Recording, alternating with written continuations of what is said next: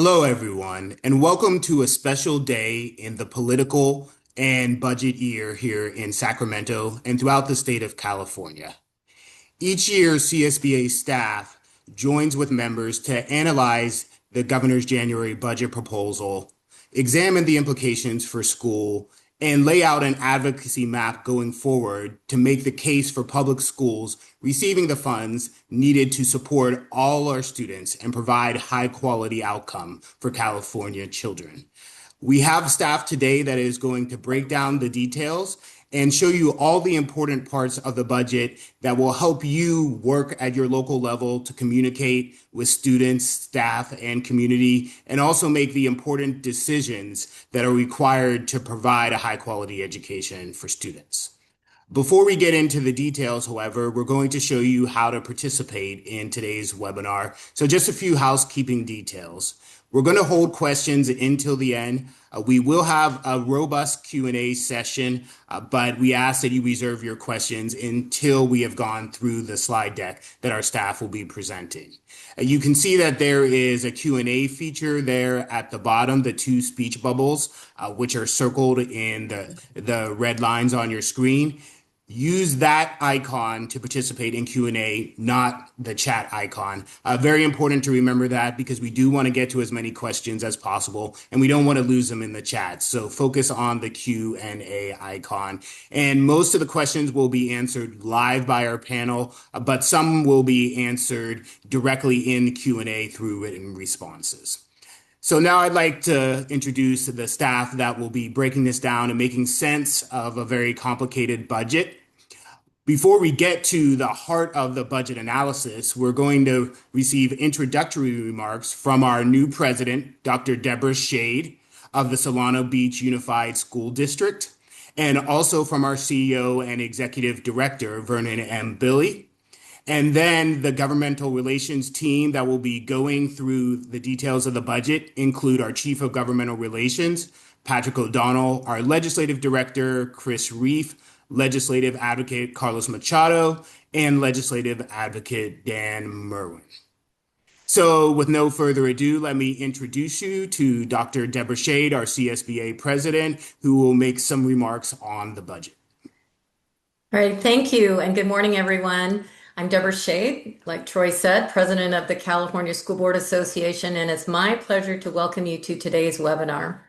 On the surface, the governor's 2026-27 January budget proposal appears to maintain education funding levels and includes positive elements such as paying off remaining LCFF deferrals, funding the statutory cost of living adjustment, and making important investment in special education, small school districts, and discretionary block grants.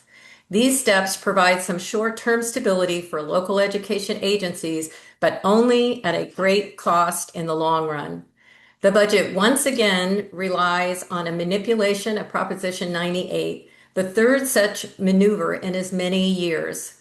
Proposition 98 is the voter-approved, constitutionally guaranteed foundation of public education funding in California. When funding is withheld or delayed, it creates real uncertainty for school districts and county offices of education who are trying to maintain core programs and deliver targeted supports to students who need them the most. For school boards, this instability has consequences. It affects long-term planning, staffing decisions, and the ability to sustain progress in student outcomes. While we appreciate the administration's efforts to protect education funding in a difficult fiscal environment, predictability and reliability matter just as much as top-line numbers. Today's webinar is designed to help you understand what's in the governor's budget, what it means for your local budgets, and how CSBA is working to ensure that Prop 98 is honored as intended so that local leaders have the tools and flexibility needed to serve their communities effectively. So thank you for your leadership and thank you for joining us today. It is now my pleasure to turn things over to CSBA's CEO and Executive Director, Vernon M. Billy. Thank you, Deborah, and good morning, everyone. At CSBA, our work on the state budget is rooted in a simple principle, and that is that local governing boards are best positioned to understand and meet their needs, their students' needs. and the state's role is to support, not hinder that work. Proposition 98 was created to provide stability and predictability for governance teams. Yet repeated deferrals and accounting maneuvers have increasingly undermined its central purpose. When funding becomes unpredictable, it forces LEAs into short-term decisions that diverge from what's required to facilitate long-term student success. Yet this year's January budget proposal continues a troubling pattern of manipulating Prop 98, shifting risk onto LEAs that are already managing significant operational pressures. All of you are familiar with this. Now, also linked with the state funding levels is the broader education system in which we operate. Excessive reporting requirements, unfunded mandates, and fragmented state policies pull time and resources away from classrooms and from students. That's why CSBA, our budget advocacy, is closely aligned with our Close the Achievement Gap, or CTAG campaign. Closing gaps in student outcomes requires something more than new programs paid for with one-time funding. It requires a coherent state-level operations and support plan that establishes clear goals and benchmarks for state education agencies, aligns policy and budget decisions with those goals, and includes transparent reporting and regular independent evaluations of effectiveness. This approach would strengthen local control, reduce duplicative paperwork, and shift the state's role from compliance enforcement to a concierge, service-oriented model that provides high-quality support without dictating to local education agencies what work needs to be done. In today's webinar, we will share important budget information and demonstrate the connection to our broader CTAG campaign and how the state's shortcomings underscore the need for a state-focused plan to support LEA's efforts. Our team will walk through the details of the governor's proposal, highlight key advocacy priorities, and explain what comes next as the budget process moves towards the May revise. I want to thank you all for being a part of today's conversation and for the vital leadership you provide every single day on behalf of your students. Now, it's my pleasure to turn over the presentation to CSBA's Chief of Governmental Relations, Patrick O'Donnell. Patrick? Thank you, and thank you for your introductory remarks by our president, Dr. Deborah Shade, and Vernon Billy, our CEO and Executive Director of CSBA. So now on to the budget, the meat of the presentation. Of course, this is Governor Newsom's last budget. He's termed out, of course, and the race for the next governor is on. But we still have this year. We need to get a budget settled. So that's the exercise we are engaged in now. In November, the nonpartisan LAO office projected that the state is facing an $18 billion budget deficit. So now what we're faced with is a scenario wherein we have a tale of two different revenue forecasts. We have the LAO, the Legislative Analyst's Office, which is an independent office. Okay, it can't be influenced by the legislature or the governor. And then we have the Department of Finance, which is run by the governor. The governor's Department of Finance assumes modest revenue growth this year, which is different than the LAO projections. The governor is projecting a $3 billion deficit that grows to $22 billion in 2027 and 2028. The state's volatile revenue structure continues to present risks to budget sustainability. The state's budget is essentially like a yo-yo. It goes up extremely fast in good times and drops extremely fast in times of poor economic activity. The stock market volatility and federal budgetary actions loom large in the background. They have a great impact on the state budget. Certainly, we receive significant revenues from the federal government, and the stock market provides us significant revenue when it is going up. Now let's look at the numbers. Overall, that's everything of the state budget is $348.9 billion. It includes all federal, state, and special funds. Again, that's the whole basket of dollars right there. State revenues are projected to be up by $42.3 billion. The general fund share of the budget is estimated at $248.3 billion. The budget includes a projected $23 billion increase in state reserves, setting money aside. Okay, you'll see $114.4 billion for the general fund reserve, $4.5 billion in the special fund for economic uncertainties, and of course, number three, $4.1 billion in the Prop 98 rainy day fund, and that's a special reserve just for Proposition 98.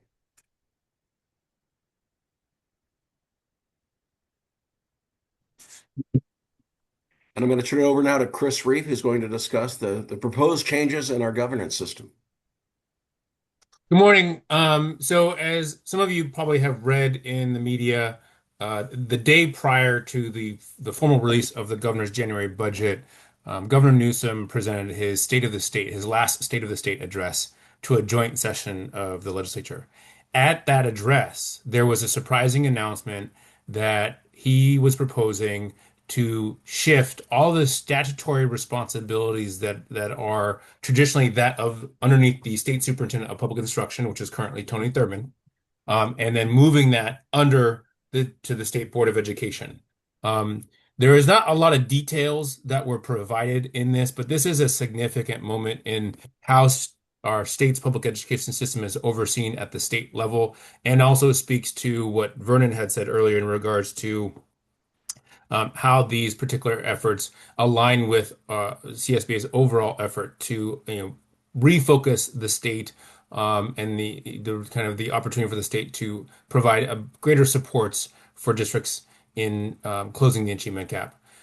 In the proposal, in terms of what we know, the state superintendent would essentially become more of a figurehead role, kind of more of a bully pulpit kind of position. They would elevate the role of the superintendent in terms of having an active vote on the State Board of Education and on the Community College Board of Governors. But in essence, all of the regular day-to-day oversight of the department would shift over to the State Board of Education, who would have the authority to appoint a state education administrator, if you will, that would essentially play the role, play that role in that regard. In the governor's proposal, as well as in terms of just the brief summary that we saw coming out in the state budget, there is a lot of reference to just the history of reports that have been issued over the last number of decades that have demonstrated that we have a fragmented state education governance structure, and this is now is the time, as they describe it, to be able to make that move and to be able to create greater alignment. Again, devil's in the details. We are expecting the budget trailer bill to come out, the language for the budget trailer bill to come out in February 1st, where should have a better understanding of what is being included in this overall major education governance reform initiative. And I'll bump it back over to Patrick. Yes, so there's significant risks that continue to shadow the state budget. I mentioned earlier that the state budget is like a yo-yo. It's a yo-yo because of the revenue that it receives. It's very, very fluid. Okay. So the difference between revenue projections by the Department of Finance and the LAO indicate different takes on whether continued growth in AI technology result in higher or lower revenues. Really, it's the stock price of AI and how much income the state will derive from the taxes associated with those stock prices. So that's a very fluid dynamic. Some folks are saying the AI is not the AI technology and the resulting stock prices are not a bubble. They're here to stay. Some are saying, no, they could explode at any moment. And that's really the LAO's take as well. Federal actions continue to hamper economic growth in California specifically. Okay, also, revenues are a big factor, how much revenue we get from the federal government. Okay, and it continues to impact the state budget and our state's economy. And the state's volatile revenue structure. If you want a progressive tax system, well, the California income tax system is very progressive, such that we rely on the revenue for 50% of our state income tax from 1% of our income earners.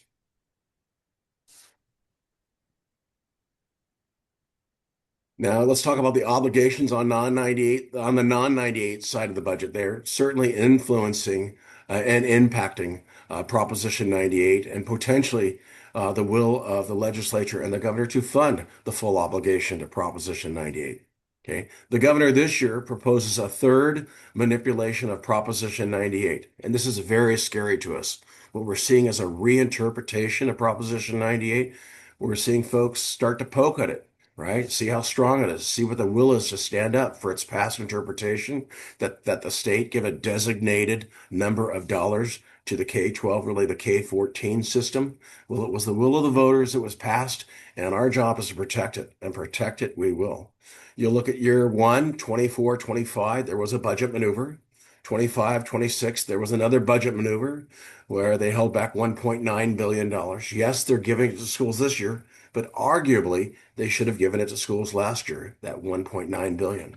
And then we see a budget maneuver three this year where they're seeking to withhold $5.6 billion this year. And what they're arguing is that, well, we'll see if we owe it to you as we go forward. And that's very scary to us because that's a reinterpretation of Proposition 98. And we cannot allow this precedent of reinterpreting, messing with the definitions of Proposition 98 to happen. Why? Because what we'll see is we'll see budget maneuver year after year. And arguably, we're seeing that right now. And that will downgrade the state's commitment to Proposition 98 in the out years if we don't push back. And push back we will.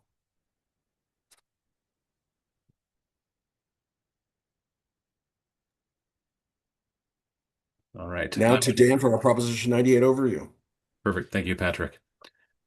So first up is the numbers, where Prop 98 sits, what's the guarantee for each of the 3 years that are currently involved in this budget. Basically, when you take the budget that was just passed 6 months ago in June 2025 and compare it to the budget that the governor has proposed just on Friday, the numbers are up quite significantly, and this speaks to the volatility that Patrick covered earlier. It's actually almost up by $22 billion over that 3-year period. So in 24-25, it's now at 123 billion, 124 billion almost, and then 121 and 125 and 25, 26 and 26, 27.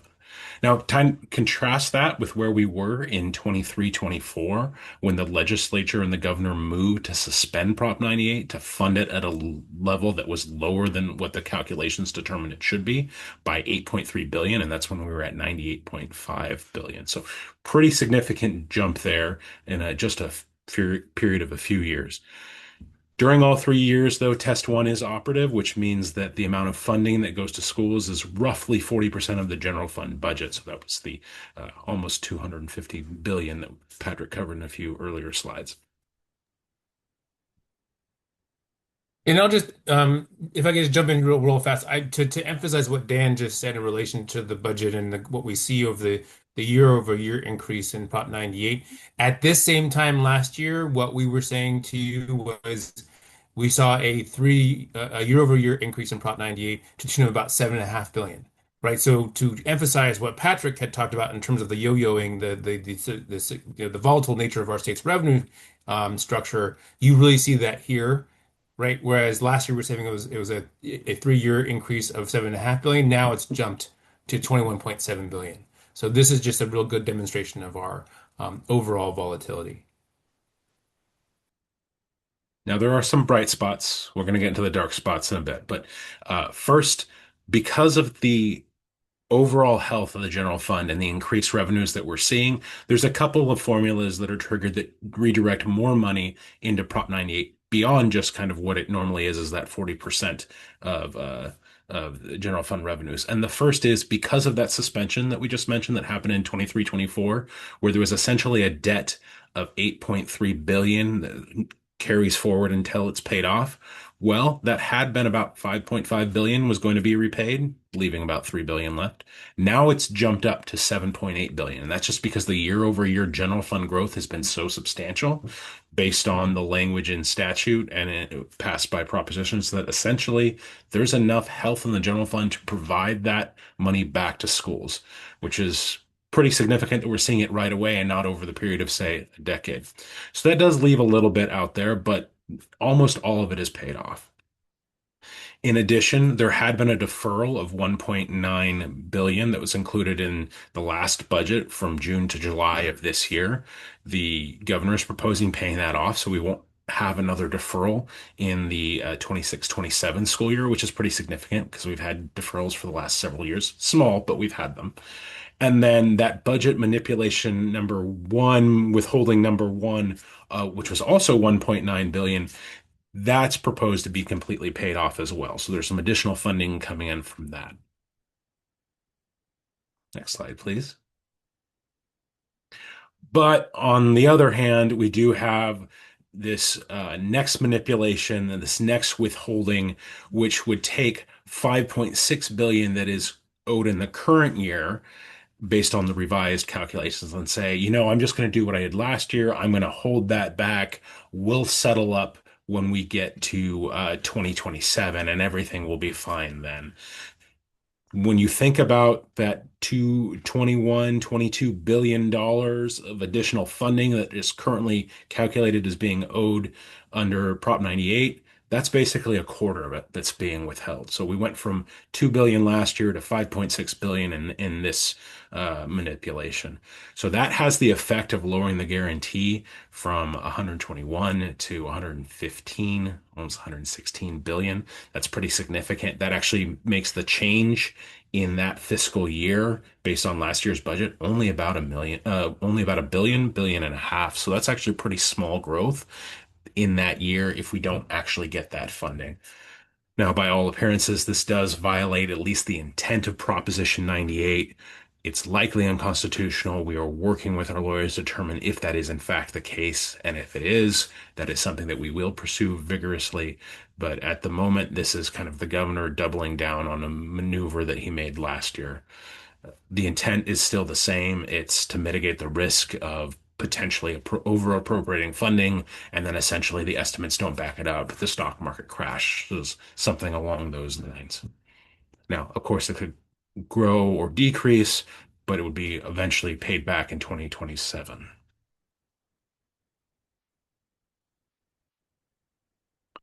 Another formula-driven part of Proposition 98 or related to Proposition 98 is the reserve account. You may recall that in the budget that just passed 6 months ago, again, speaking of volatility, when revenues looked much bleaker than they do today, we were going to essentially have a balance of zero in that reserve. That now increases due to a couple of different mandatory deposits, one of 3.8 billion in the prior year, 24-25. And then we also have now a mandatory withdrawal swapping to a mandatory deposit.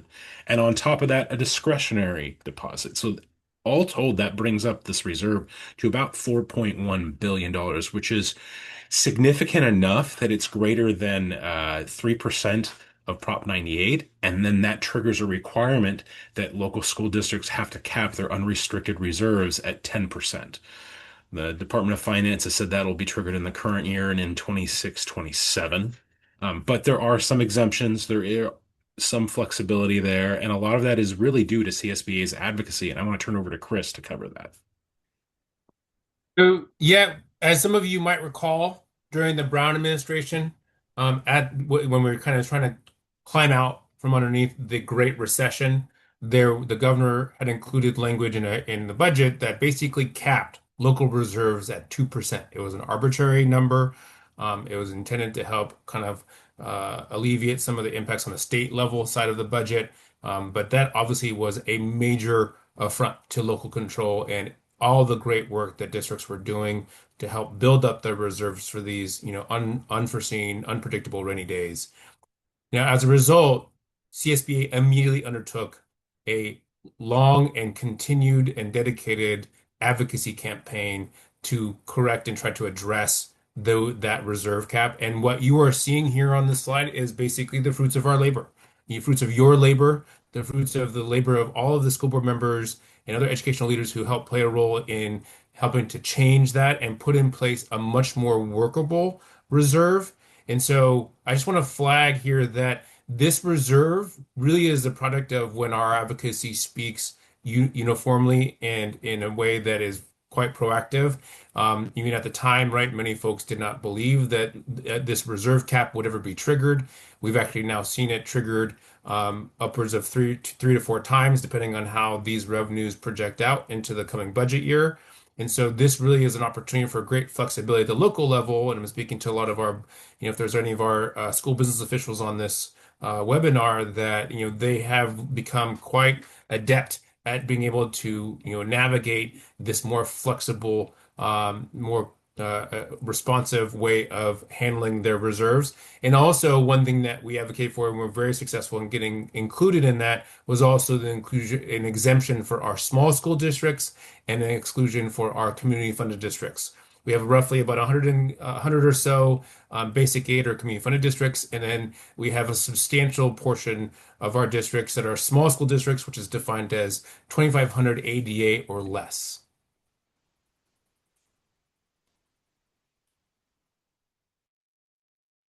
All right, and I'm going to cover a couple things related to LCFF.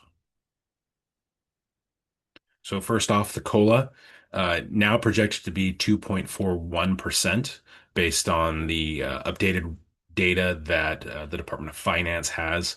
This is about a tenth of a percent lower than when the Legislative Analyst's Office projected in November. That really is just due to a difference in the data that was available at the time each made their calculations. A little bit of wiggle room for this to change coming in May, but for right now, this is the most up-to-date number. That does result in about $2 billion additional dollars for LCFF for school districts. County offices of education will also see the same COLA, but due to essentially a decrease in overall ADA, that the net is going to be a slight decline of 15.6 million. And I'll just add here, I know that when all of you are looking at this number, 2.41%, that looks really small. That does not really reflect what the true costs of operating a district are year over year. We completely agree. Although CSBA does advocate regularly for a full funding of the statutorily required COLA, it is a formula-driven COLA. It essentially looks at the last four economic quarters as it relates to the rates of inflation. So that's one of the driving factors in how the COLA is calculated. But again, we are fully cognizant and regularly advocate to address the fact that the COLA is, yes, helpful, but does not in any way, shape, or form help districts and county offices address what is the just growing costs that all districts and counties are seeing today. So we are very much aware of it. Just want to flag that this is certainly a step in the right direction. However, we know that it does not fully address what the true costs are. And then, as is typical, the COLA does apply to a number of categorical programs. I'm not going to go over them, but I would just note one in particular is state preschool. And that's specifically because for some reason it did not receive the COLA last year. I mean, that was intentional due to its tie to some costs on the general fund side. But it is now included again in the programs that would receive a COLA under the governor's budget. For one final proposal related to the local control funding formula is actually specific to necessary small schools. This is a proposal to provide additional funding to increase necessary small school base rates by 20%. It's only actually about $31 million, but it's a pretty significant increase percentage-wise. If you're not familiar with a necessary small school, these are elementary schools with less than 97 ADA or high schools with 286 or less ADA, and they all face specific significant geographic factors. They're generally pretty isolated. So this is a huge benefit for a lot of small school districts, a lot of rural school districts, and it is another huge win for CSBA advocacy. Now we're going to dive into some of these specific proposals a little deeper, and I'm going to turn it over to Carlos to cover the first one.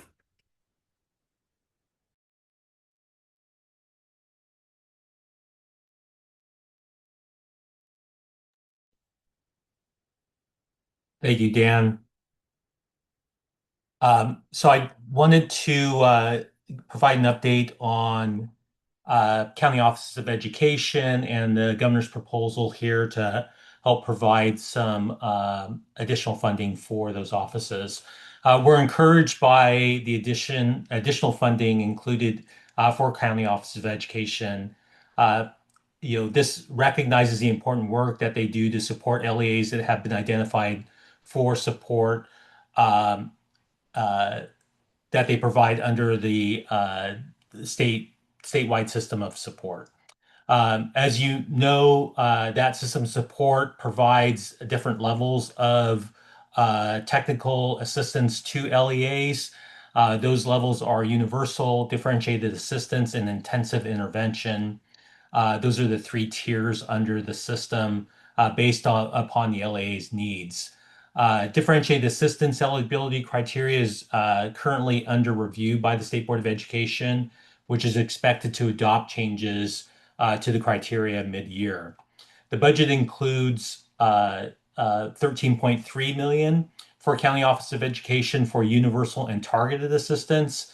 We wish to recognize the work of the California County Superintendents in leading the role for advocacy in this area with strong support from CSBA.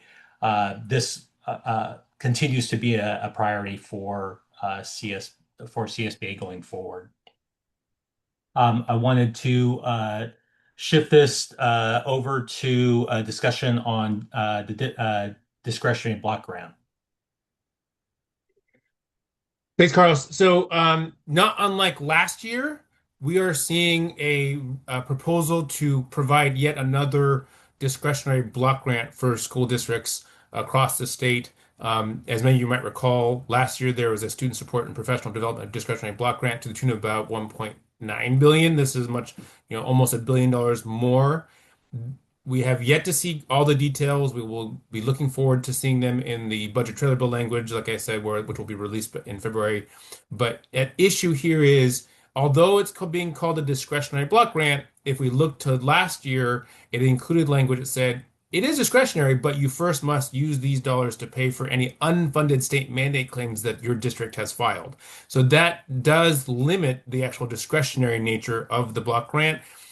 This will be something that we will be advocating for in terms of it being retained as fully discretionary. So please stay attuned to that in terms of how we move forward in our advocacy. Then also, some of you might recall in the midst of the pandemic, there was at the time the establishment of a learning recovery and emergency block grant. That block grant had undergone kind of a couple cuts after its implementation.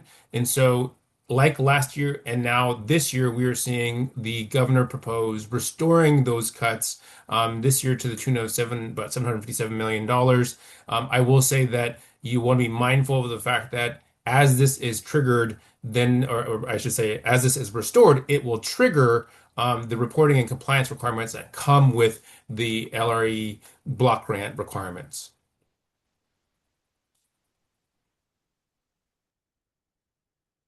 Great. I will provide an update on the Community Schools Grant Program. The administration continues its strong support for this program in the proposed budget. The program takes a whole child approach that includes integrated support, services, family and community engagement, collaborative leadership, and extended learning opportunities. As of the last update in December, CDE reports the program has funded almost 2,500 school site grantees. The program also includes 8 county offices of education leads that provide the specific technical assistance. The areas with the highest level of funding through planning and implementation grants so far include the greater Los Angeles area, topping out at over 700 million, which supports 515 schools, followed by the Central Valley area, which includes funding near 700 million that supports 511 schools. The proposed budget includes another $1 billion for the program. The governor intends to use these funds to extend the model to schools with large concentration of English learners, foster youth, and students from low-income families. Next, we'll look at special education. So special education does see some significant funding. It's about $500 million. The goal of this funding is actually to equalize special education funding across the state. Not every LEA receives the same amount of funding, just given the AB 602 formula, the role of SELPAs, etc. In addition to this equalization funding, there is also the same COLA that we've talked about, the 2.41%. And then related to this, there is the ongoing requirement for literacy screeners, reading difficulty screeners, I apologize. And that has had some significant funding behind it the last few years, but it's all been one-time in nature. There is another one-time allocation of 40 of that requirement.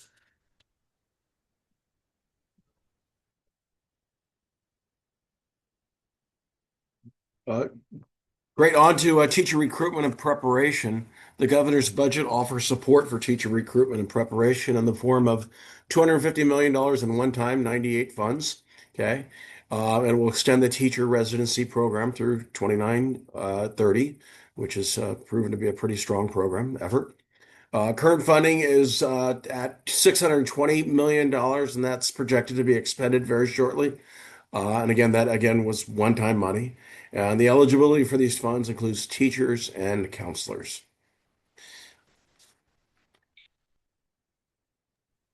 On to Carlos. Great, thanks, Patrick. Um, Moving on to charter school issues. Two major changes related to charter school authorization oversight were ushered in with the start of the new year. First, the requirement for charter school authorizers to use verified data for renewals sunsetted at the beginning of the year. This means that charter school renewals will rely more heavily upon the state's dashboard measures, which become the primary criteria, replacing the temporary verified data list that was used last year. Verified data, as you may know, is used for the renewal process for schools in the low and middle performance categories. Uh, it is externally produced assessments like iReady, ACT, and MAP growth that measure academic progress. The other significant change is the sunset of the moratorium on the establishment of new non-classroom based charter schools. This is something that's already in statute. It was expected to end. There were efforts during the last legislative year to extend this moratorium. However, those were not successful. Neither were there efforts to pass needed reforms around the authorization oversight of non-classroom based charter schools. We expect those conversations to continue this year. However, the moratorium did end at the beginning of this year. The governor's proposing to continue the use of verified data for renewal proceedings through the end of the next academic year. Um, and we'll report on further developments as we get the specific trailer bill language on this. Next slide, please.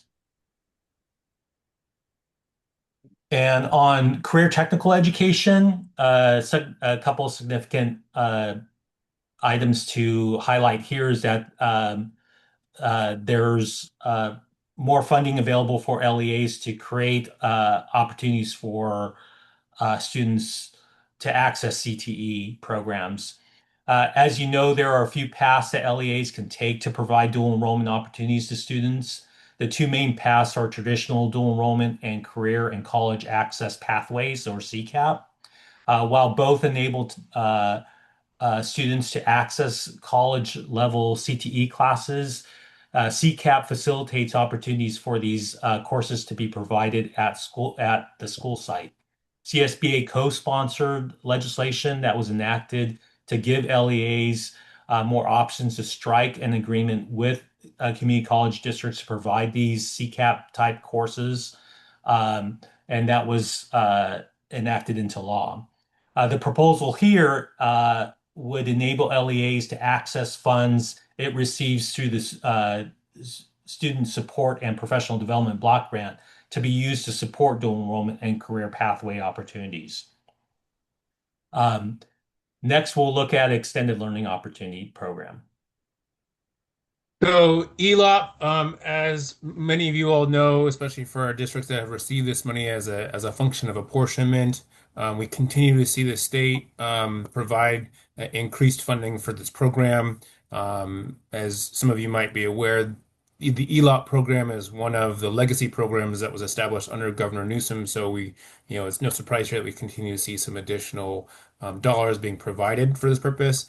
One of the biggest challenges has been over the last couple of years is the tier two districts, and the kind of the lower economy of scale per pupil funding level. The state is providing a modest increase of $60.4 million to help increase the per pupil funding for these tier two LEAs to 1,800 per pupil. So I know this will be welcome for many LEAs that are operating this program.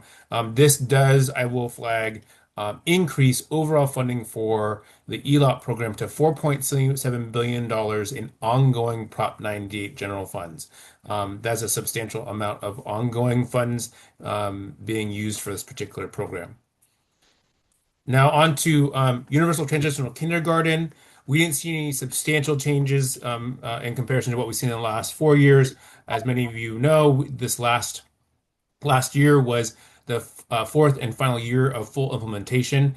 We did see the governor and the state adopt in the budget a rebenching of Prop 98 for each year that we grew UTK, or Universal Transitional Kindergarten.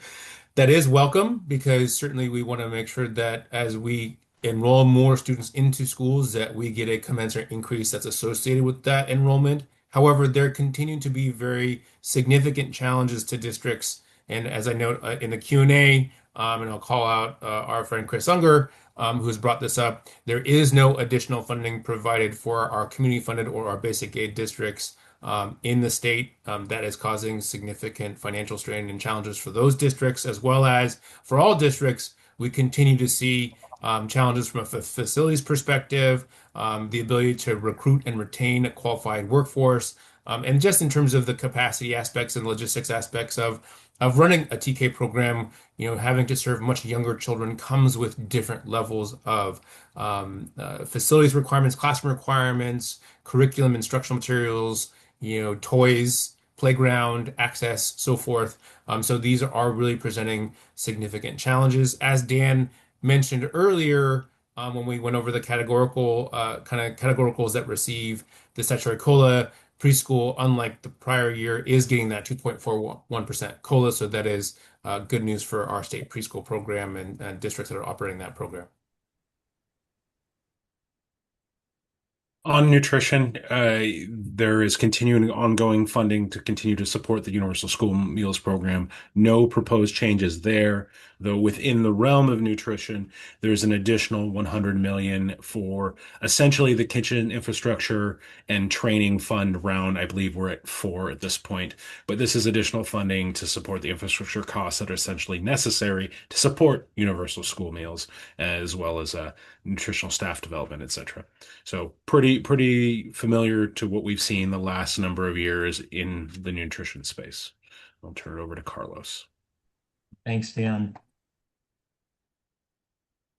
So last year we saw the passage of two major proposals that would design to prevent discrimination, including anti-Semitism in schools. The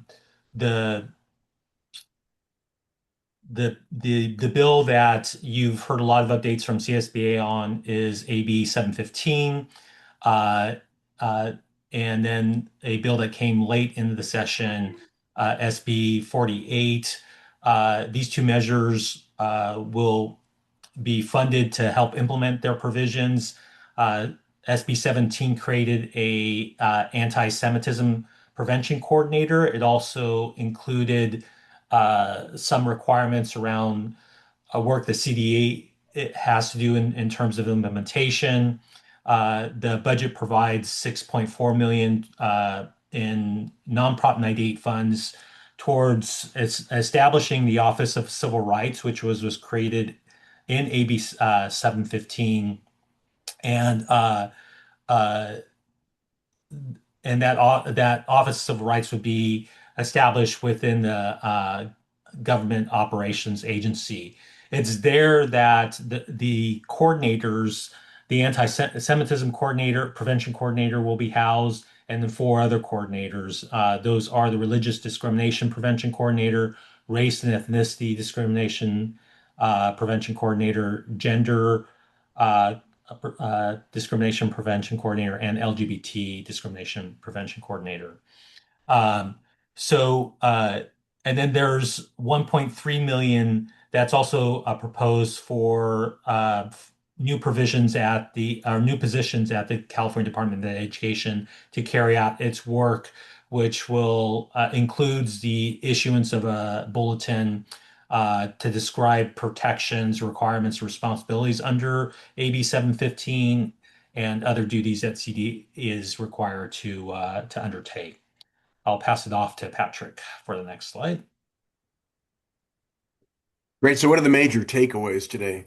Proposition 98 continues to grow, but Proposition 98 continues to be challenged. Okay. Remember, it is intended to keep with the state's economy and changes in enrollment. The costs on the Proposition 98 side of the budget continue to grow as well.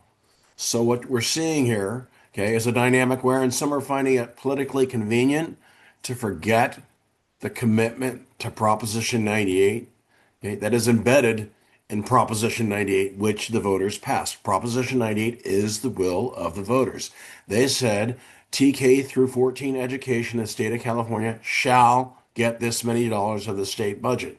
Okay? It's not a pick and choose. It's not one year you do it, next year you don't. It's a straightforward promise as forwarded by the voters of the state of California. Now, the state this year, or the governor, in his proposed budget is proposing yet another manipulation of Proposition 98, the third in as many years. Very problematic, okay, and precedent setting if we do not respond. So, as we head into the year, CSB advocacy will be critical to defending Proposition 98. Your voice will be critical in defending Proposition 98. You are the power of CSBA.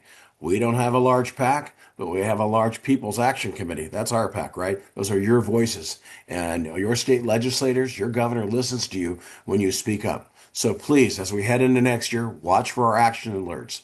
Watch for our calls to action to make sure that the legislature and the governor hears our position on the state budget. And it's very important that we do this, very important that you engage. Don't leave it to others. Take it upon yourself to engage on this matter. Wait for further information and action from us.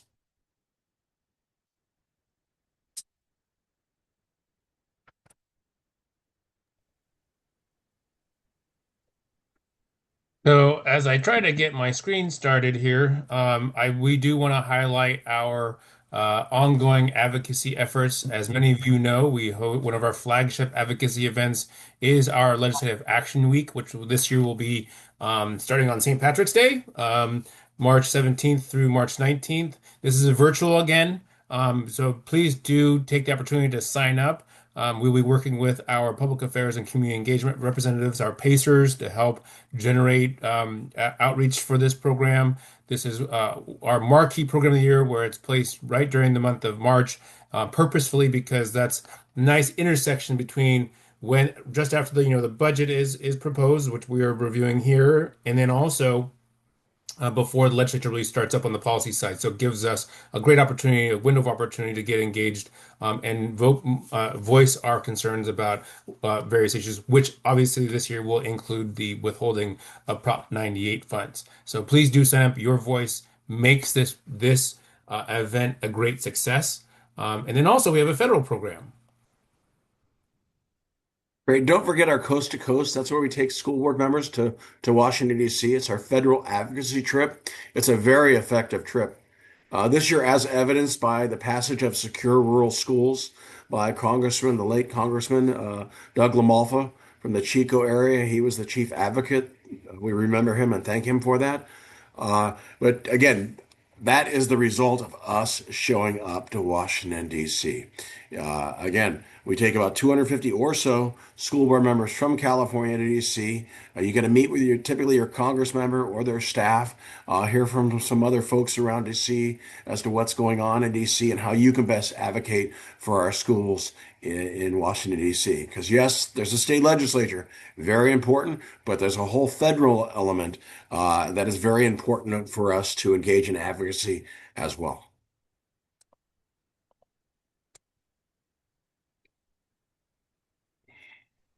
And if you've been paying attention, you know that CSBA has called for a coherent state-focused plan for supporting local schools and closing the achievement gap. Okay, the California School Boards Association isn't sitting on the sidelines and asking others to help us close the achievement gap. Okay, we're asking the state to help us close the achievement gap. For many years, the state has pointed the finger at LEAs and said, "Hey, close that achievement gap." And LEAs have been working hard to do it. No doubt about that.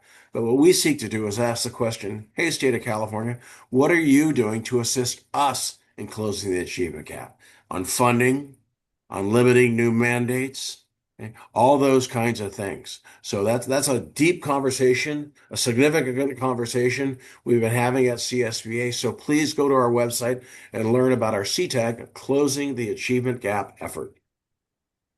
And you'll see the address right there. And then we have of course, we have a budget resources website that we make available. So please do go on our website. In many respects, you don't have to remember all these kind of website addresses. We just put there as a reference when we do send out the budget slides. But I'll just flag we do have a search bar at the top on the top of our homepage, so you can easily navigate our website if you go to the search bar at the top, of course. So use that as a great reference and a great resource where we post all this information. We hope that you'll join us as we go on the road later this month. In about a week, we will start to hit the road and be providing our budget workshops alongside our friends over at Capital Advisors in co-sponsorship with AXA, the Small School District Association, and a number of others. You can sign up via the Capital Advisors website. Again, don't have to remember this particular website address per se. Just Google budget perspectives workshops, and it should be able to take you straight to the Capital Advisors website. We go up to many of the different counties across the state in person, and we do a much deeper dive into the state budget, and also in relation to helping answer questions I know that come up as we dive further into the various programs and proposals that the governor has made. This is our advocacy team. We just like to put this slide here as just to demonstrate we are here for you as school board members. Please do not hesitate to contact us. We will always do our best to get back to you promptly. And really just again, thank you for your advocacy, your continued advocacy, because without your voice, without our collective voice together, we cannot be able to make that change and to impact both the state budget and in state policies. So in record time, in 53 minutes, we were able to get through our slide deck. We all really appreciate everyone taking the time to attend our webinar, especially on a Monday. But we do also want to provide ample time to answer folks' questions. So I'm going to ask our advocates to come back on and then have Troy come back on to help us lead us in answering the Q&A. Thank you, Chris. We appreciate your efficiency in setting a new record for powering through those complicated slides. Hopefully that's provided some clarity to our audience, but we will try to provide further clarity through this Q&A on any outstanding questions you may have. We had several questions related to Prop 98, and I think Patrick did a good job of summarizing CSBA's advocacy on this point, but we never miss a chance to drive home how important the defense of Prop 98 is. So one question says that last year there was a budget manipulation as well, but CSBA did not end up filing a lawsuit. Is there any plans to do that this year, given the magnitude of the manipulation? Another commenter asks, what is CSBA doing to protect the manipulation of 98 to ensure funding for public education? Districts have worked hard. The manipulation feels like a pie in the face. Before I turn it over to our GR team, I would say that we wholeheartedly agree that this is a serious transgression on the part of the administration and that they're trying to move the Overton window about what is required under Prop 98 and to normalize these maneuvers so it becomes part of the accepted practice. And CSBA absolutely will not let that stand. We do have litigation going on against the state because of previous maneuvers that the Department of Finance has made. We're still examining the exact language of this particular maneuver as the budget just came out on Friday, but by all appearances, it is a violation of Prop 98, which is voter-approved, constitutionally mandated law. So because it makes a big difference for school funding and because we need to respect the Constitution, CSBA will continue to be very aggressive on this. And if we confirm our initial assumptions that this is unconstitutional and a violation of the law, then we will take the utmost action to protect Prop 98 and preserve that funding source in the year in which it is deserved by our schools and the students you serve. So have no fear on that point. I don't know if GR wants to expand on that. If I may quickly, Troy, you spoke to the legal lane. why don't I speak to the political lane? As we head into this year, you're going to see a variety of communications from us on this topic. So what we ask you to do is to engage in this. You'll see action alerts. You'll see some other things going on that CSBA will be pushing for you to engage your legislators on this very matter. But in the interim, on your own, if you should run into your legislator, okay, state senator, assembly member, governor, whomever it may be, feel free to share your concerns about what they're doing to Proposition 98. Their interpretation of Proposition 98 is very, very problematic. So feel free to share that. And again, we'll be calling for your engagement as we head into this year on the political front as well. Yes, the input of our members is so important in swaying the governor and legislature on these matters. So we look forward to and appreciate the support we know we will get in defense of Prop 98. The next question relates to county offices of And Troy, education. actually, before we jump to the next question, um, I do want to, because I do see there was a question earlier about, the federal actions and federal potential budget cuts and withholding, and there was a follow-up question to that point. We can answer that a little bit further down the road, but I like to flag this because what we are seeing potentially is, as it relates to this manipulation that's withholding, is what's happening on the non-98 side of the budget. Remember, right, if this is the budget, here's 98, 40% of the budget. The other 60% is everything else, right? Healthcare, public safety, transportation, and so forth. These costs are growing substantially, and these costs are actually being impacted in a much greater fashion based upon federal actions. And so, in many respects, in kind of a way of answering one of the questions in the Q&A, is that the withholding is a manifestation of how the state is trying to address these threats of federal cuts. You're seeing Medi-Cal and the Medicare costs growing on this side of the budget, and so it's pushing into the 98 side of the budget, and so that's where that 5.6 billion is coming to play. So, in reference to one of the questions, that is definitely one of the ways that the state is trying to hedge against those costs, but is creating real pressures and real consequences for public education. Thanks, Chris. We appreciate that extra context. I think that's very helpful. The next question pertains to reserves and specifically how it impacts county offices of education. The member asks, how does the 10% cap on reserves also apply to COEs? It is specific to districts, so it does not apply to COEs. All Though right, great. COEs May I do. add a bit there of context? So the 10% reserve cap has been triggered, will be triggered, likely be triggered, right?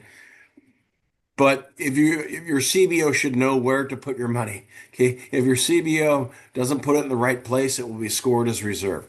So just make sure what you probably want to do is have a conversation with your CBO and make sure you're not susceptible to the reserve cap. And again, this is the result of significant, and I can say because I was in the legislature when this came up, significant pushback from CSBA. Oh, about 2014. In 2014, they led an effort to push back on the reserve cap and alter it. So ultimately, they were successful in having it altered and significantly weakening it, and giving districts a variety of options on where they can put their money, so it won't be scored in as part of the reserve cap. So again, talk to your CBO about this issue, and just make sure that they're thinking ahead of the game and putting the money in a place where it won't be scored as the reserve. And pretty straightforward. I just will add, if you are a COE, you do have the ability to waive the reserve cap for a district if there's a qualifying request. There's certain stipulations around that, but that is a way that COEs do play a role in this, even if the cap doesn't directly apply to them. Thank you, Dan and Patrick. The next question concerns migrant students and families. What is the guidance for how to move forward with planning for and supporting migrant students and families? I guess this is in reference to both state and federal level developments that could impact funding or ability to support migrant students and families.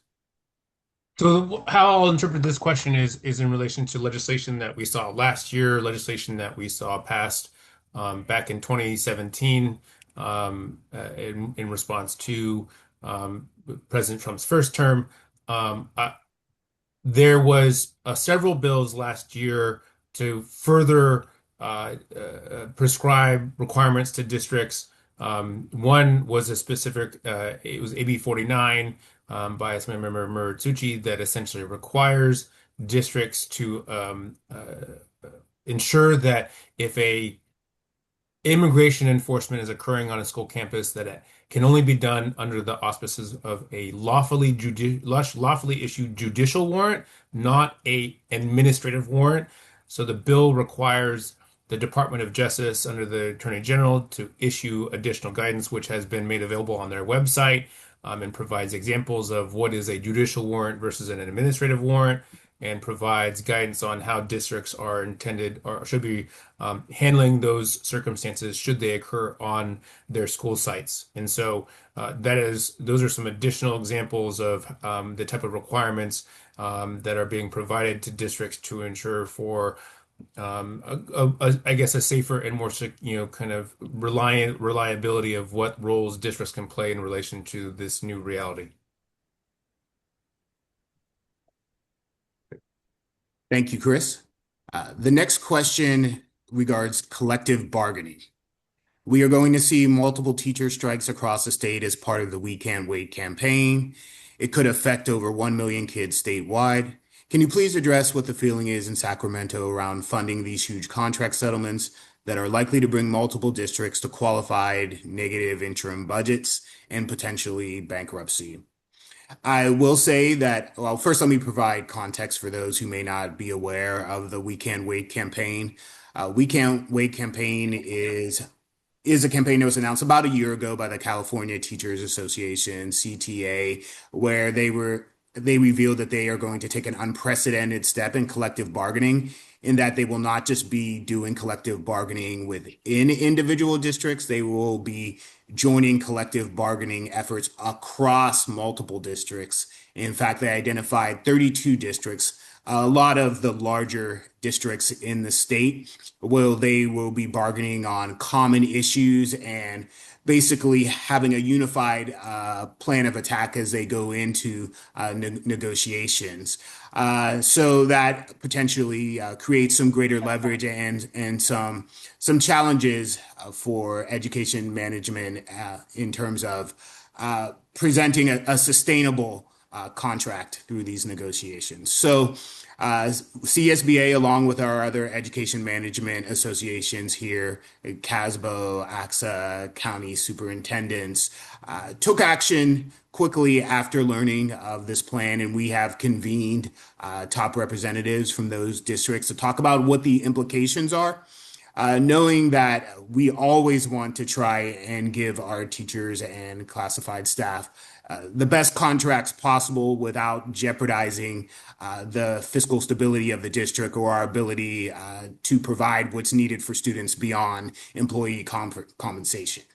But it's always difficult to find that happy medium that suits both sides and meets the needs of students for a high quality education.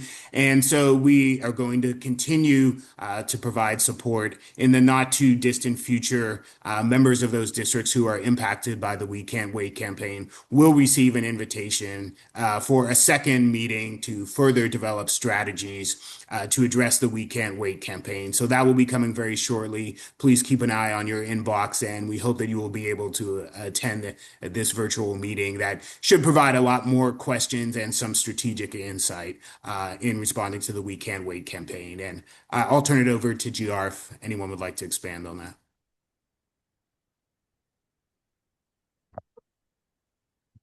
All I right. think you did a great job, Troy. Thank you, Chris. That means a lot. Our next question is request to clarify what the threshold is to qualify as a community school. We had a couple questions along these lines, so maybe we could just give a little bit more context about what a community school is, how that's defined, and what that entitles you to in terms of the state's programs. And then also, if you wouldn't mind clarifying the difference between the California's community schools program and the grant program at the federal level, where there's been an announcement of some cuts. I've received some communications from our members that people were worried that because of the federal programs that it was going to impact what was happening here in California. And so just distinguish that those are two different programs. Sure. Thanks, Troy. I'll jump in here.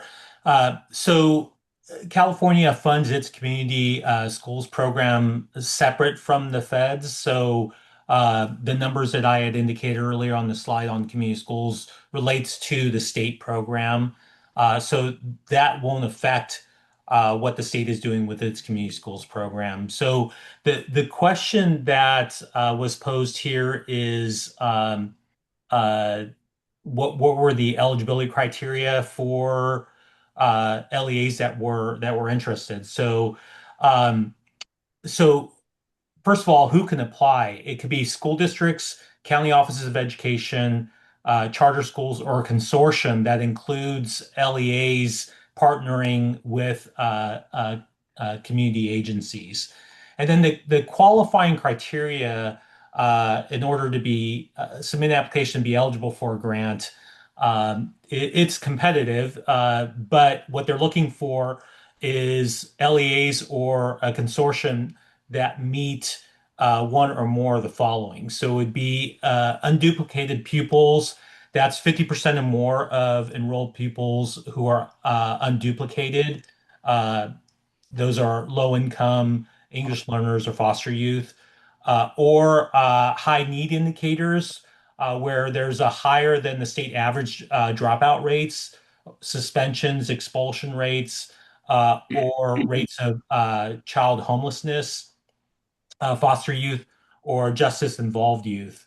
Another criteria that could be considered too is an LEA can apply on behalf of a qualifying school. That doesn't mean that your whole LEA has to be meet those targets, but one or more schools within the district would meet them. And then they're also looking for uh, uh, those collaborations where county behavioral health agencies are able to partner with qualifying LEAs. And then what they're looking for from these partnerships is integrated services, uh, where health, mental health, childcare, expanded learning, and family supports are be able to provided through those partnerships. Um, Again, strong collaborations between the LEA and community-based organizations. That there's a level of shared decision making involving students, families, educators, and community in the planning of the partnership, and then uh, that there's going to be needs assessment, mapping, and tracking outcomes. So those are the types of uh, proposals that the state typically is looking for in those applications that are submitted. And there was a question too about whether these funds proposed in this budget are going to be available to existing partnerships. It's not clear from the information that we have from the summaries provided by Department of Finance and the administration. We'll know more. I think Chris alluded to this in some of the answers that he provided to the questions. We'll know more when we see the budget trailer bill as to whether existing partnerships will be eligible for continued funding. We know that's an issue going forward because it's important to have those resources to continue flowing to LEAs that have these existing partnerships to continue providing those robust wraparound services. And it might be harder for some of those districts to continue providing those services without ongoing funding. Thanks, Carlos. There was another question about community grants and those who qualified under the previous disbursement, but I think you just answered that with your last remarks, correct? Yes. Okay. So we'll move on to the next topic. What's the rationale around not making kindergarten mandatory, but concentrating on transitional kindergarten or TK? So it's a good question. Let me start off by saying first that transitional kindergarten is considered the first year of a 2-year kindergarten program under statute. If you want to nerd out, it's under Education Code 48,000, which lays out all of the kind of ratio requirements and so forth. Now, that said, there have been past efforts legislatively to make kindergarten a compulsory education programming, compulsory attendance. There has been several attempts. The last attempt was actually did not make it. It was actually vetoed by the governor due to cost. And so creating a substantial state mandate as it relates to the implementation of this program. So to that effect, there is nothing included in the state budget that would kind of institute or mandate that kindergarten become mandatory. Has been some speculation that we will see legislation coming this year to do that, but given the governor's past actions, I think that remains to be seen. Thank you, Chris. Question not directly related to funding, but we'll allow it. The member asks, what will school districts have to do about the new vaccine schedule and the new food pyramid? So that does not change anything statutorily. Those are guides that are being provided by the CDC, and so from the Health and Human Services, all of the above. So at this point, it doesn't change anything from how the state approaches the vaccine requirements, or the food pyramid for that matter. Whether or not legislature chooses to try to pursue legislation that is in response to what has been proposed or has been issued by the federal government, again, remains to be seen. Thank you. The next question, more of a statement, says that it would be helpful when communicating the increase of $22 billion for education to have a chart that shows how the cash flows. I think the member is trying to get a more visual perspective on where this large pot of money is allocated. So I'll encourage Dan to jump in here too. So the way that that number is represented, it is a representation of how the delta, the change in Prop 98 is occurring over a 3-year budget period. The state always budgets over a 3-year budget period, essentially the prior year, current year, and coming fiscal year. So that estimate that this question refers to, it's about 21.7 billion in terms of estimated overall increase, comes down to a estimate. So it's projected based upon what the number will look like into the coming budget year. So we can't necessarily show specifically how that 22 billion is going to be spent because, as I had said earlier, if we were, a year ago at this time, we were saying that 3-year over-year increase was more tuned to about 7.5 billion. So that number is always shifting. And so it also comes down to what the governor and legislature is proposing in relation to that. So obviously there are programs that are commanding greater shares of that money. It also comes down to how those, there's also the construct of, it's a little bit of a side, but it's the construct of what is ongoing Prop 98 versus what is one-time Prop 98 as well. And you kind of look back at the proposals that we covered, you have a little bit over of that 22 billion, I think 5.5, 5.6 billion that is being withheld. So that kind of immediately comes out. You have 4.1, 4.2 billion that it goes into the reserve. So that's another huge chunk of it. For LCFF, because I see the question that's coming up here in about two. You have the COLA is going to provide about $2 billion for districts specifically. So that's about 2 billion of that. So it's a little over 10 or a little under 10%. Um, so as you start adding this up, what you're going to see, you also have to pay off deferrals.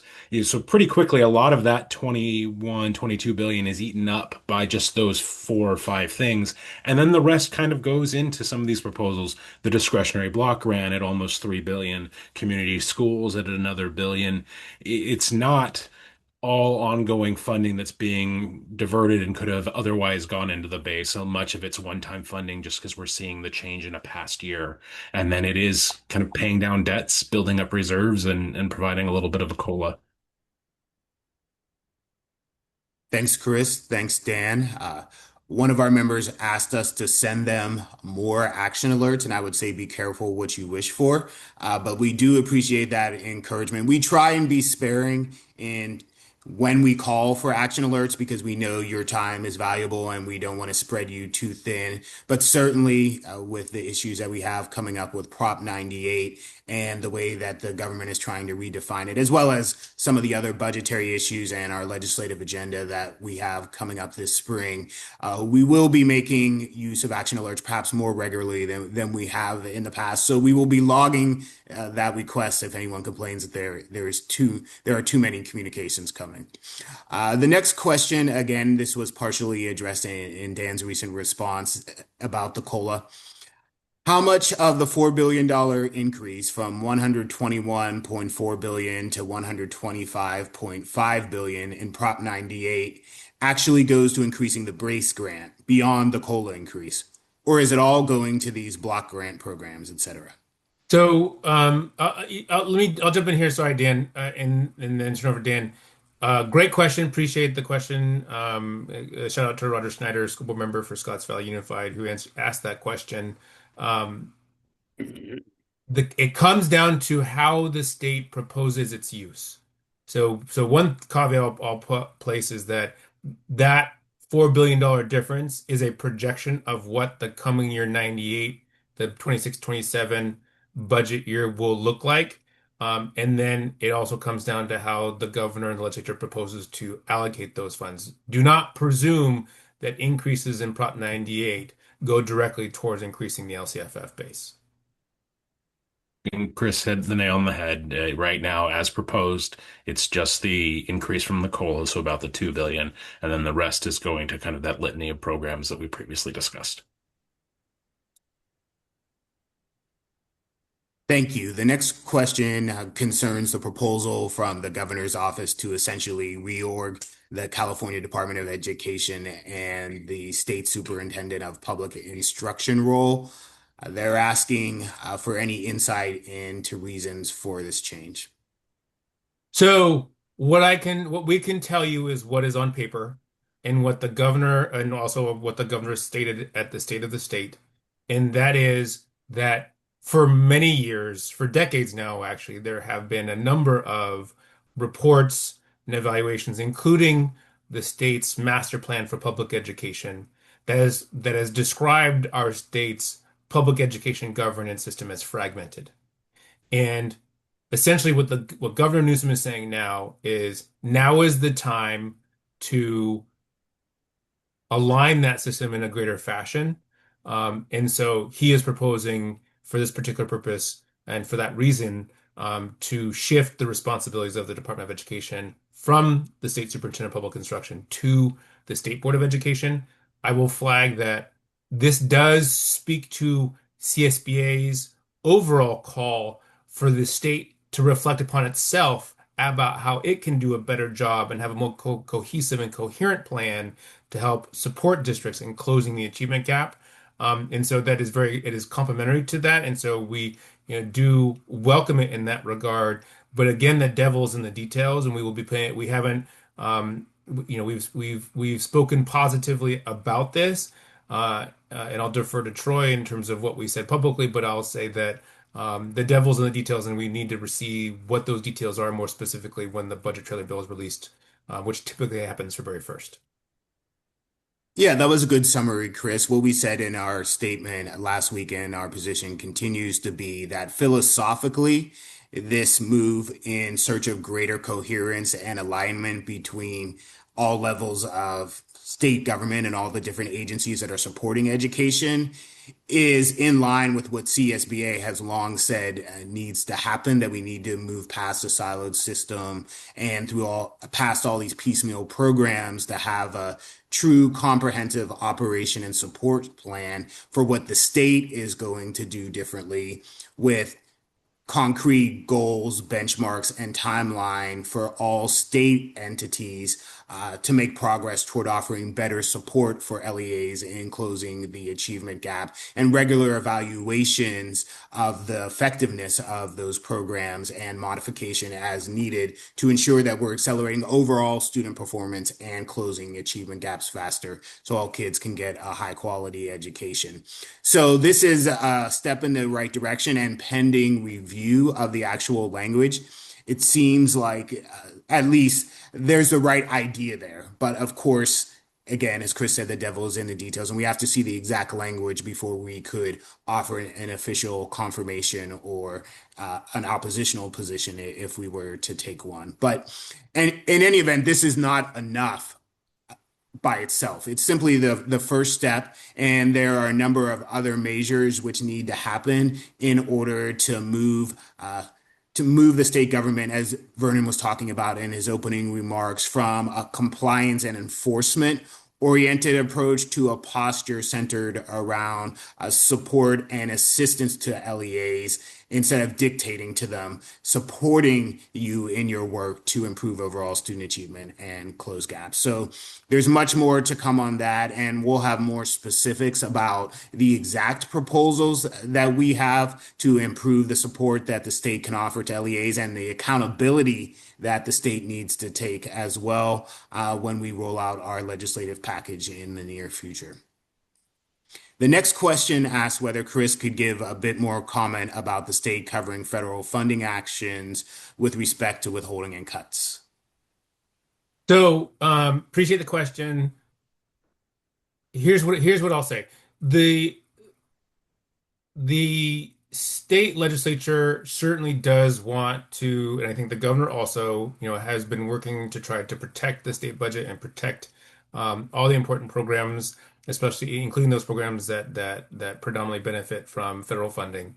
However, our state revenue structure, our state budget is not constructed in a fashion that can survive the type of substantial cuts that could come down from the federal government.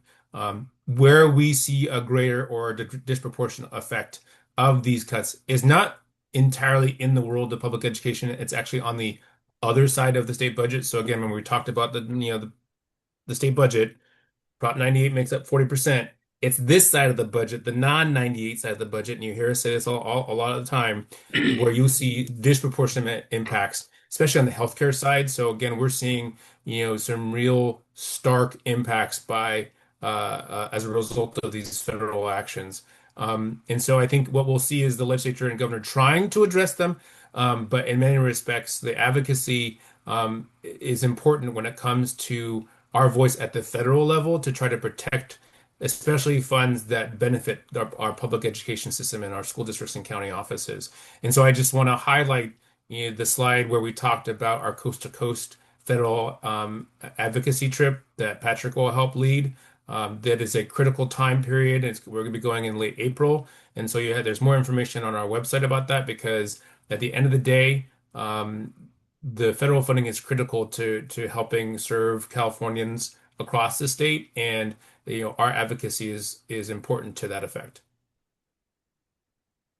Back to the reserve cap for a moment. Is a 10% reserve required by school districts, except for those exempted for this school year? So, as the Department of Finance presented on it on Friday, they said that yes, it would be in effect starting in the 25-26 school year. I will tell you that I have some concerns about that interpretation. I used to work at CDE and I worked on this issue, and that is very different from the interpretation that both CDE and the Department of Finance had the last time it was implemented. And this is going to be an opportunity to have some frank discussions about what is actually possible when the reality hits the road. Okay. Thanks. I appreciate that insight, especially your perspective as a former CDE employee and the history of the reserve cap. Is there any relief for small LCFF school districts that are more vulnerable to changes in funding? How do you see this play out in negotiations with labor partners? So, I think Dan and I will help tag team this question. One thing I'll just say is there is no proposed change in the current LCFF base amount in the budget, the proposed January budget. So there is no additional dollars to that effect. And we know that does create, in relation to the previous question about this more kind of collective concerted effort by CTA and others to collectively bargain. That does have an impact at your local level, as your districts have one-off or ongoing collective bargaining negotiations at your local level.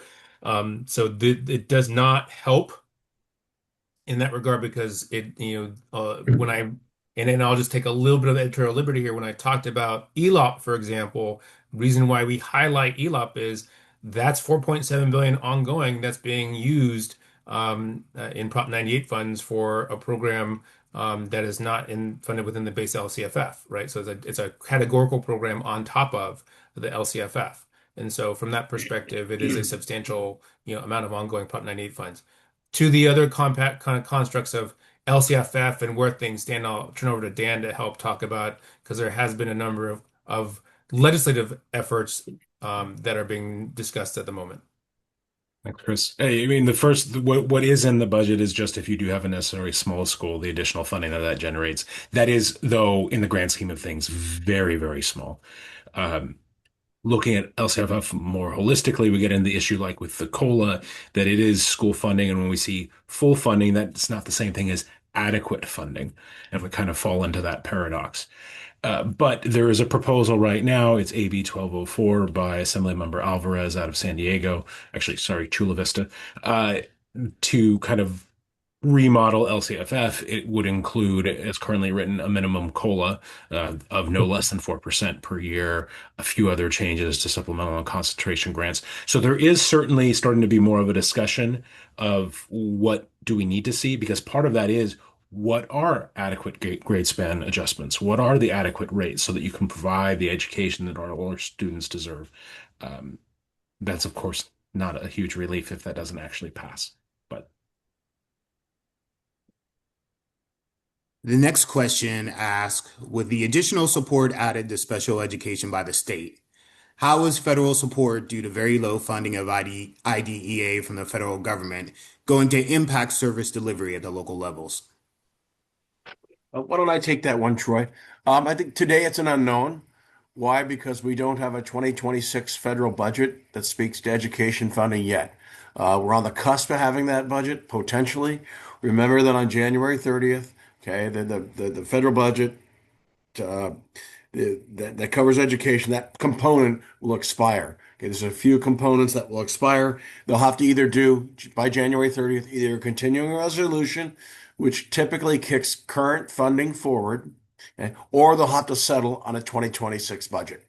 Now, what we're looking at right now is probably a budget that is flat funded if we're successful. Okay, the dynamics in Washington, D.C. are such that a lot of folks want to cut education funding. And I mean all education funding, okay, not places other than special ed. It's a huge political dynamic. We're engaged in this conversation in Washington, D.C. The Senate version of the budget is the budget that we can live with. Really doesn't increase funding, but it doesn't cut it because the administration's budget proposal and the House of Representatives budget proposal offer significant cuts to education funding. So where we are today is we're a wait and see approach. They're meeting. We're going to see whether or not they're going to meet the January 30th deadline for a new 2026 federal budget. If they don't, we suspect they'll go into a continuing resolution, likely not a shutdown because that's not politically feasible from both parties' perspective now. But again, wait and see approach. Feel free to call your member of Congress and let them know this is very important to you because, again, this is happening now as we speak. Those meetings are taking place. I suspect within about 10 days or so, we'll know whether or not they're going to go to a continuing resolution or solidify a budget on the education front at the federal level. Thank you, Patrick. So we'll look forward to future information, and of course, we'll pass it on to our members. We're right up against time, and we have one final question. So the timing is working out well here. In light of the passing of AB 1390, do you have a list of districts that are paying student school board members? I don't believe we have a list, but if you could talk more generally about the changes under AB 1390 and how that will impact LEAs.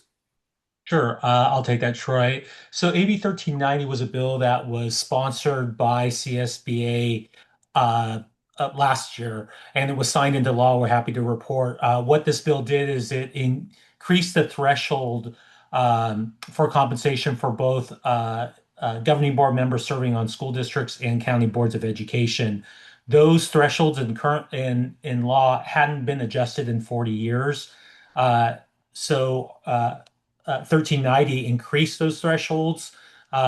in some instances from 3 to 5 fold in order to take into account the impacts of inflation and also the increasing workload.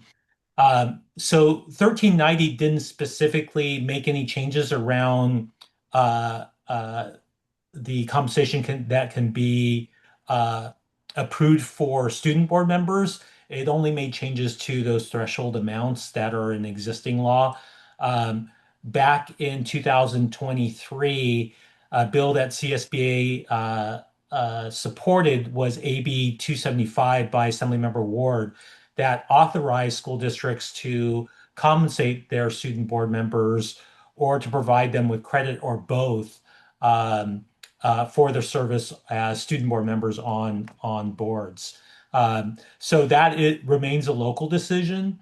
And at this point, as Troy noted, we aren't aware of any list of LEAs that provide compensation to their student board members, but that still remains up to the discretion of the board whether they want to provide whether compensation or increase the compensation of the student board members.